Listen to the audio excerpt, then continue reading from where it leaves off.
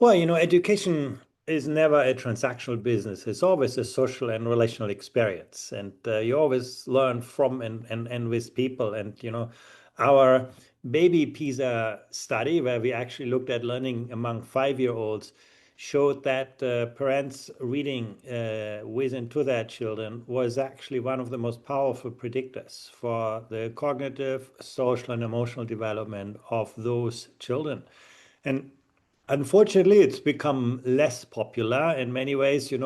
Technology has taken over.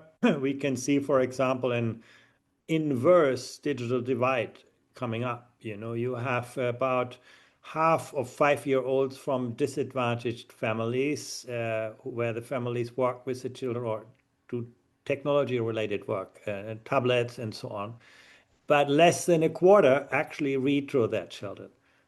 And our data show that technology has a negative correlation with the cognitive, social, emotional development, whereas reading has a very positive. So you can see actually for disadvantaged children, it works against them.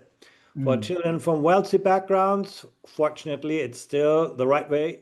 Children actually from wealthier backgrounds have parents generally who spend more time with them reading, and that's very, very important for their development. But that's clearly a concern.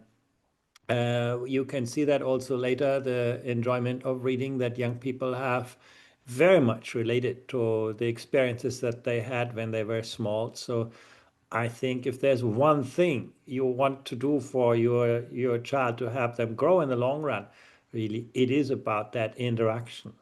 To some extent, it's also talking with your child. Now we can Mhm. see also that kind of social interaction also has a similar effect, but reading clearly is very important.